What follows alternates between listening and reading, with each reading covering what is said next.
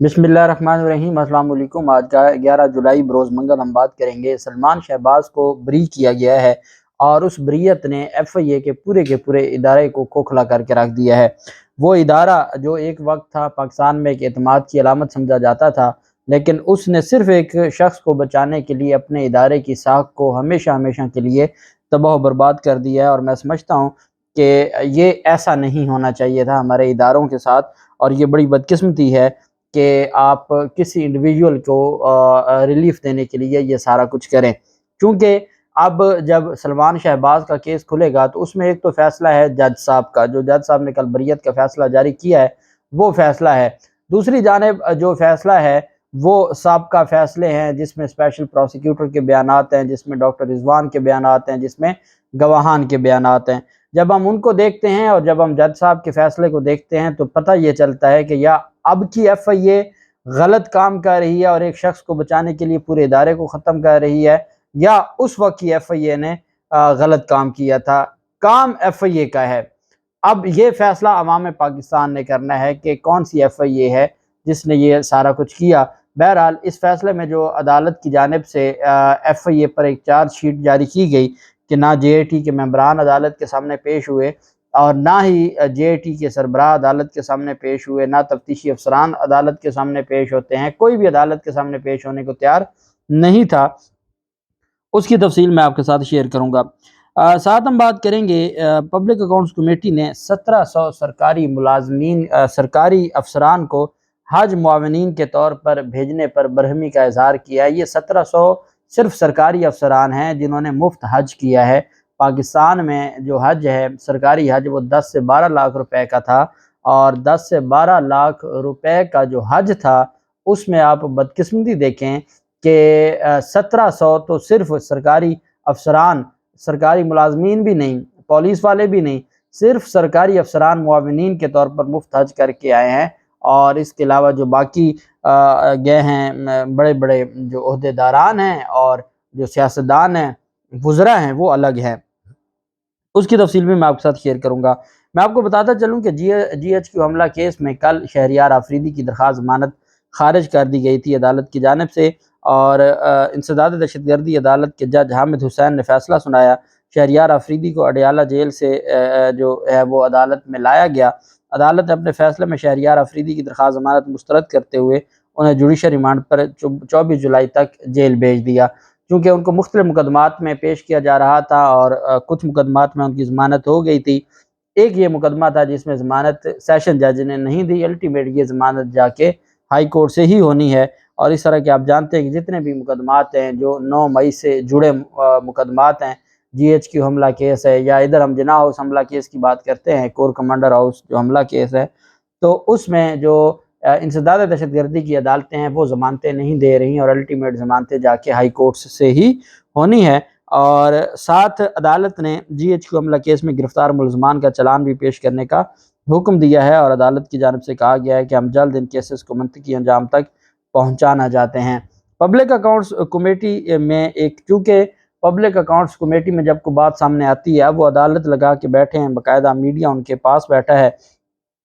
तो वो इनके फिर बड़े बड़े करतूत भी सामने आ रहे हैं। और पार्लियामेंट की पब्लिक अकाउंट्स कमेटी ने आला ग्रेड के सरकारी मुलाजमीन को हज मुआवनीन के तौर पर भेजने पर वजारत मजहबी अमूर से मज़कूरा अफराद की लिस्ट तलब कर ली है। चेयरमैन कमेटी ने कहा कि वज़ीर मजहबी अमूर, सेक्रेटरी मजहबी अमूर और एडिशनल सेक्रेटरी मजहबी समेत दीगर अमला भी हज पर गया था, जबकि हज अमूर देखना सिर्फ डायरेक्टर हज का काम है, तो इतने अमले की क्या ज़रूरत थी। PAC चेयरमैन ने कहा कि ग्रेड 4 वाले ने खिदमत की होगी, पुलिस के SSP और एडिशनल सेक्रेटरी ने क्या खिदमत की। लिस्ट के मुताबिक 1700 अफराद और VVIP शख्सियात की मौजूदगी के बावजूद पाकिस्तानी हुजाज के साथ क्या सलूक हुआ। सेक्रेटरी मजहबी अमूर ने कहा कि वजारत मजहबी अमूर मक्का और मदीना में हुजाज के लिए ज़िम्मेदार होती है, जबकि हज के दिनों के इंतजामात सऊदी हुकूमत करती है और सरकारी मुलाजमीन को उनके महकमे की तरफ से TADA दिया जाता है। सेक्रेटरी मजहबी अमूर ने कहा कि सऊदी कानून के मुताबिक 100 हुजाज के लिए एक मुआविन होना चाहिए। चेयरमैन कमेटी नूर आलम ने कहा कि 1700 अफराद की फहरिस्त पब्लिक करने की हदायत करते हुए कहा कि आवाम को अपनी शिकायत FIA को भेजें ताकि तहकीकात की जा सकें और पता चल सके आवाम को कि हमारे पैसों पर कौन मुफ्त हज करके आया है।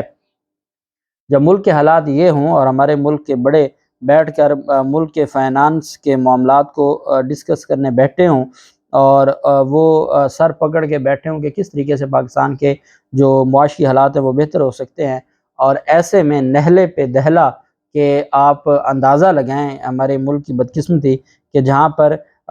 حج کوٹہ پہلی بار ایسا ہوا ہے کہ ہم نے حج کوٹہ واپس کر دیا، کیونکہ لوگوں کے پاس اتنے پیسے نہیں ہیں کہ وہ حج پر جا سکیں، اور لوگوں کے اوپر حج اب فرض ہی نہیں ہوتا جو اکثریتی آبادی ہے، اور یہی وجہ ہے کہ حج کوٹہ بھی پورا نہیں ہوا۔ پہلے حج قرآن اندازی کے ذریعے ہوتی تھی، اس دفعہ حج کوٹہ ہی نہیں پورا ہوا، اور یہی وجہ ہے کہ لوگوں میں ایک چونکہ لوگ تکلیف میں ہیں مہنگائی کی وجہ سے، اور آپ اشرافیہ کے حالات دیکھیں کہ کس طریقے سے مفت حج اور یہ جتنے بھی وزراء وغیرہ ہیں ان پر تو ویسے پابندی ہونی چاہیے کہ آپ نے حج کرنی ہے تو زندگی ساری پڑی ہے، کون سا آپ نے جو 2 3 سال 4 سال حکومت میں رہنا ہے تو وہی 4 سالوں میں ہی حج ہو سکتی ہے، تو ان سب پہ پابندی ہونی چاہیے اور کسی بھی صورت ان کو الاؤ نہیں کرنا چاہیے۔ عمران خان کی درخواست پر آج سماعت ہونے جا رہی ہے، یہ ان 6 کیسز میں جو طاہر اقبال سپرہ صاحب ہیں ان کو چیلنج کیا تھا کہ ان کی عدالت سے کیسز کو دوسری عدالتوں میں منتقل کیا جائے، اس بابت عمران خان کی درخواست پر آج چونکہ کل چیف جسٹس عامر فاروق صاحب چھٹی پہ تھے تو آج عامر فاروق صاحب کی عدالت میں وہ کیس لگے گا۔ میں صرف آپ کو یہ بتانا چاہتا ہوں ہمارے ملک کا جو نظام ہے کہ یہ وہ جج صاحب ہیں جن کے خلاف درخواست ہے اس پر عدم اعتماد ہے، جن کے سامنے وہ لگی ہے درخواست ان پر بھی عدم اعتماد ہے، اور اس کے باوجود اگر وہی آنریبل عدالت سنتی ہے دوبارہ کیسز کو، اور جو عدم اعتماد کی درخواست ہے اس کو غیر معینہ مدت کے لیے اسلام آباد ہائی کورٹ نے ایڈجرن کر دیا ہے، اور باقی جو کیسز ہیں وہ اگر ساتھ ساتھ انہوں نے ہی سننے ہیں اور انہوں نے آگے لے کے چلنے ہیں تو پھر اس ملک میں آپ کو اس کا مطلب یہ ہے کہ انصاف بھی مرضی کا ملے گا، اور جو انصاف ہے وہ جس طریقے سے دیا جا رہا ہے وہ سب کے سامنے ہے۔ پہلے اب میں آپ کے سامنے جو ایف آئی اے کا منی لانڈرنگ کا کیس تھا اس میں جو بریت کا فیصلہ ہے وہ آپ کے سامنے رکھوں گا، اور پھر اس کے بعد ہم آ جائیں گے اس کے جو میرٹس ہیں اس کے اوپر۔ اسپیشل کورٹ سینٹرل نے 16 ارب روپے کی منی لانڈرنگ مقدمے میں سلمان شہباز سمیت دیگر کی بریت کی درخواستیں منظور کرنے کا حکم جاری کر دے دیا۔ سلمان شہباز عدالت کے روبرو پیش ہوئے، ایف آئی اے نے عدالت کی جانب سے پوچھے گئے 27 سوالات کے جواب دیے۔ جج صاحب نے استفسار کیا کہ منی لانڈرنگ کی انکوائری کس نے کی تھی۔ ایف آئی اے وکیل نے عدالت کو بتایا کہ جے آئی ٹی نے انکوائری کی تھی جس کی سربراہی ڈاکٹر رضوان کر رہے تھے۔ فاضل عدالت نے سوال کیا کہ ایف آئی اے نے پوری تفتیش میں کسی ایک گواہ کا بیان لکھا ہے۔ جج کے سوال پر ایف آئی اے کے تفتیشی افسر خاموش رہے۔ عدالت نے مزید استفسار کیا کہ جو لوگ انکوائری اور انویسٹیگیشن میں اپنا موقف تبدیل کرتے رہے ہیں ان کے خلاف کیا کارروائی کی، کہ جب انویسٹیگیشن میں تھا تو تب وہ کہتے تھے، ایف آئی اے کہتی تھی کیس بہت مضبوط ہے، جیسے ان کی حکومت آئی کیس انکوائری میں گیا اور انہوں نے کہا جی کیس میں کچھ ہے نہیں، یہ بے گناہ ہیں، تو عدالت نے کہا اور عدالت نے یہ بات اپنے فیصلے میں تسلیم کی ہے کہ ایف آئی اے انویسٹیگیشن اور انکوائری میں اپنا موقف تبدیل کرتی رہی ہے۔ تو عدالت نے پوچھا ان کے خلاف کیا کارروائی ہوئی۔ تفتیشی افسر علی مردان نے عدالت کو بتایا کہ ہم نے کوئی کارروائی نہیں کی۔ فاضل جج صاحب نے سوال کیا کہ ایف آئی اے کے 7 والیوم میں کوئی ثبوت ہے۔ جج بخت فخر بہزاد نے کہا کہ میں ایف آئی اے والوں کو ابھی جیل بھیج دوں گا، یہ بات یاد رکھیے گا، مجھے جواب چاہیے کہ چلان کے ساتھ جرم کا کیا ثبوت تھا، اگر ثبوت تھا تو وہ کدھر گیا۔ جج اسپیشل کورٹ سینٹرل نے پوچھا کہ سابق ڈی جی ایف آئی اے کدھر ہے جس نے یہ سب کیا ہے۔ وکیل ایف آئی اے نے عدالت کو کہا کہ ہم نے لیٹر لکھا تھا، وہ نہیں ہے، ثناء اللہ عباسی سابق ڈی جی ایف آئی اے تھے۔ ایف آئی اے کے وکیل نے بتایا کہ سلمان شہباز کے خلاف منی لانڈرنگ کے کوئی ڈائریکٹ شواہد موجود نہیں ہیں۔ اب یہ وہ کیس ہے جس میں بے نامی پیسے آئے، اور پیسے کس کے اکاؤنٹ میں آتے تھے وہ اور یہ اکاؤنٹ کیسے بنتے تھے، کون اس میں انوالو تھا، اور اگر ایف آئی اے سے یہی سوال پوچھ لیا جائے کہ جن آپ بینکرز کی 25 بینکرز کے آپ نے 164 کے بیان کروانے کے لیے مجسٹریٹ کے پاس گئے تھے، 6 کے بیان ہو چکے تھے اور اگلے دن میاں منشا کے بینک والوں نے انکار کر دیا تھا، ان پر دباؤ تھا اور وہ 164 کا بیان دینے نہیں آئے تھے، اور پھر اس کے بعد کیا آپ نے یہ صفحہ مثل پہ لکھا، کیا آپ نے کسی بینکر کے خلاف کارروائی کی، اور آپ نے بتایا کہ کس طریقے سے یہ سارے جعلی اکاؤنٹس کھلتے تھے، اور یہ سارے میاں منشا کے ایم سی بی بینک کے اکاؤنٹس تھے، اور باقاعدہ یہ بھی خبر تھی کہ ایف آئی اے میاں منشا کو بھی شامل تفتیش کرے گا۔ باقاعدہ طور پر ایف آئی اے نے میاں منشا کو خط لکھا تھا کہ آپ انفلوئنس نہ کریں اپنے ملازمین پر۔ کچھ نہ ہوا۔ پھر جو مقصود چپڑاسی اور ان سارے لوگوں کے اکاؤنٹس میں پیسے آئے، وہ پیسے کیش میں سلمان شہباز وغیرہ نکلواتے تھے، اور وہ پیسے کیوں نکلواتے تھے، وہ کس لیے آتے تھے؟ مقصود چپڑاسی کے اور باقیوں کے اکاؤنٹس تو ان کے نہیں تھے، لیکن پیسے ان کے تھے، پیسے وہ لے لیتے تھے، اور آپ کے وہ پیسے نہیں تھے، آپ نے لے لیے، اس پر کوئی سوال پوچھنے کو تیار نہیں تھا۔ عدالت نے کہا کہ کوئی انڈائریکٹ ہے تو وہی بتا دیں۔ تفتیشی افسر نے بتایا کہ شوگر انکوائری کمیشن کی رپورٹ کی روشنی میں کارروائی شروع ہوئی تھی۔ تفتیش میں ایف آئی اے نے سلمان شہباز کے اکاؤنٹ کی تفصیلات لی تھی، لیکن ان کا اکاؤنٹ استعمال نہیں ہوا۔ اب یہ جو ساری ڈاکومنٹس تھے، یہ سارے اسٹیٹ بینک کے ڈاکومنٹس تھے، یہ سارے بینک ڈیٹیلز تھیں کہ کس کے اکاؤنٹ میں کیا ٹی ٹیز آئے، کس کے اکاؤنٹ میں ٹرانزیکشنز ہوئی، کون سی مشکوک ٹرانزیکشنز تھیں، یہ ساری۔ اب ایک بندہ 25,000 روپے تنخواہ والا ہے اور اس کے اکاؤنٹ میں 1 کروڑ روپے آ گیا، تو یہ اس بینک کی ذمہ داری ہوتی ہے پوچھ گچھ کرے۔ تو اگلوں نے بتا دیا جی کہ یہ تو پیسے ہمارے نہیں تھے، یہ تو ان کے تھے، اور وہ ان پیسوں کی ملکیت کو بھی تسلیم کرتے ہیں جن پر الزام لگایا جا رہا ہے۔ لیکن اس کے باوجود چونکہ پوری کی پوری ایف آئی اے کھڑی ہو گئی ان کو بچانے کے لیے، عدالت نے کہا تو پھر آپ نے ان کے خلاف کیس کیوں نہیں بنایا جبکہ ان کا اکاؤنٹ ہی استعمال نہیں ہوا؟ تفتیشی افسر کا موقف تھا کہ سلمان شہباز کے اکاؤنٹس میں پیسے جمع ہوتے تھے اور کیش میں نکلتے تھے۔ عدالت نے استفسار کیا پیسے جمع ہونا اور نکلنا یہ کون سا جرم ہے؟ اب یہ اگر کہ کیا کسی اور کو بھی اس بات کی اجازت ہے کہ کسی کے اکاؤنٹ میں بلیک منی آئے اور وہ نکلے اور وہ جواب دے بھی نہ ہو؟ اور جج صاحب کہہ رہے ہیں کہ یہ کون سا جرم ہے پیسے آئیں اور نکلیں؟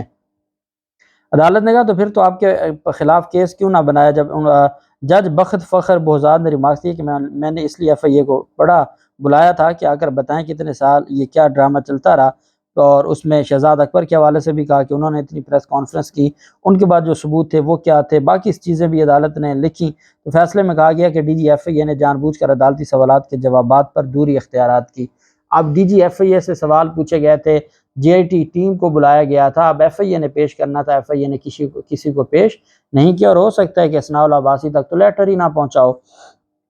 عدالت کہتی ہے 18 صفحات پر مشتمل فیصلہ ہے۔ عدالت کہتی ہے جی کہ میرے پاس تو کوئی ڈاکومنٹ ہی نہیں آنے دیا گیا، پہلے چلان کچھ اور تھا، بعد میں چلان کچھ اور تھا، پہلے چلان کو وڈرا کر لیا گیا، نیا چلان آ گیا، اس میں ان کے خلاف کوئی ثبوت نہیں تھا، جو پہلے جے آئی ٹی کے لوگ تھے ان کو بلایا گیا، کوئی آنے کو تیار نہیں ہے، ایف آئی اے کسی کو پیش نہیں کر رہی، نہ کوئی گواہان پیش ہو رہے ہیں، اور عدالت نے کہا کہ ایف آئی اے افسران کے خلاف کارروائی کی جائے، اور وفاقی سیکرٹری اسٹیبلشمنٹ سے کہا کہ ایف آئی اے کے افسران جو انوالو تھے ان کے خلاف کارروائی کی جائے۔ اب شریف خاندان کے لوگ کرپشن کے جتنے بھی مقدمات سے بری ہو رہے ہیں، ان میں کسی کیس میں ٹرائل نہیں ہوا، بلکہ دوران ٹرائل ہی بریت کی درخواستیں آتی ہیں، اور پروسیکیوشن خود مکمل سہولت کاری کرتی ہے، جس پر عدالت کے پاس بریت کے علاوہ کوئی آپشن نہیں ہوتا۔ اداروں نے بریت کو کہیں چیلنج تک بھی نہیں کیا۔ مریم نواز کی بریت ہے، آج تک چیلنج نہیں ہوئی، وہ جب چیلنج 6 سال بعد ہوگی تو پھر قاضی فیض عیسیٰ صاحب کہیں گے وہ تو ٹائم بارڈ ہو گئی، لیکن اس پہ نہیں پکڑیں گے کہ بھئی ٹائم بارڈ کرنے والوں نے کیس کا جو بڑا غر کیا ہے اس پر کون۔ اب آپ کو یاد ہوگا ڈاکٹر رضوان کا جو ڈیتھ ہے وہ بھی سب کے سامنے ہے۔ 2019 میں شہید عرشے شریف نے سب سے پہلے پروگرام کیا تھا اور ان کی منی لانڈرنگ کے پول کھولے تھے۔ جب